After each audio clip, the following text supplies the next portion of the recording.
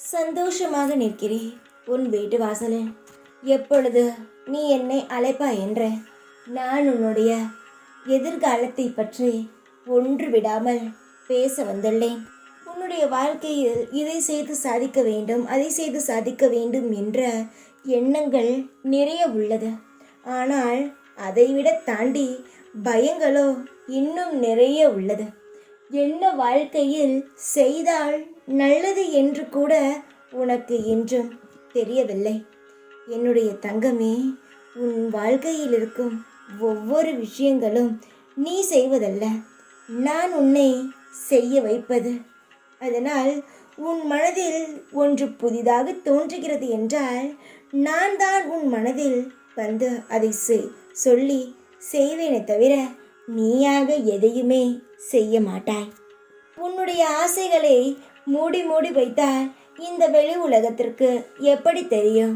அதற்கான முயற்சிகளையும் அதற்கான வேலைகளையும் நீ செய்யும் பொழுதுதான் எல்லா விஷயங்களும் உன்னுடைய எதிரிகளுக்கும் உன்னை துரோகம் செய்தவருக்கு தெரியும்.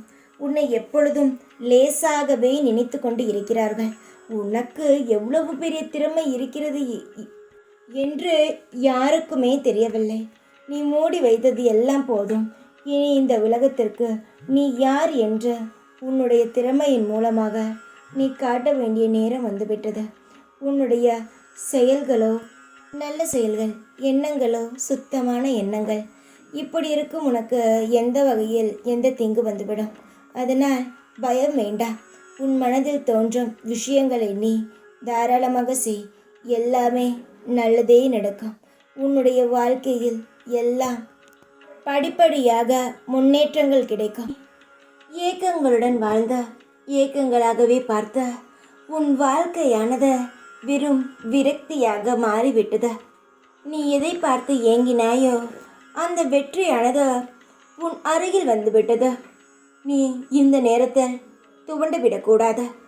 நீ எப்படி ஆரம்பத்தில் உன்னுடைய வெற்றிக்காக பல புது புது செயல்களை செய்து கொண்டு முயற்சி செய்து கொண்டே இருந்தாயோ அதுபோலவே நீ உன்னுடைய முயற்சிகளை மேலும் மேலும் போட்டுக்கொண்டே இரு. நீ இப்பொழுது தோல்வியை பார்த்து துவண்ட நிலையில் இருக்கிறாய்.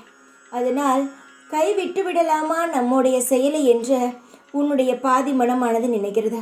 மீதி மனமோ இல்லை, இன்னும் மேலும் முயற்சி செய்ய வேண்டும் என்று சொல்கிறது.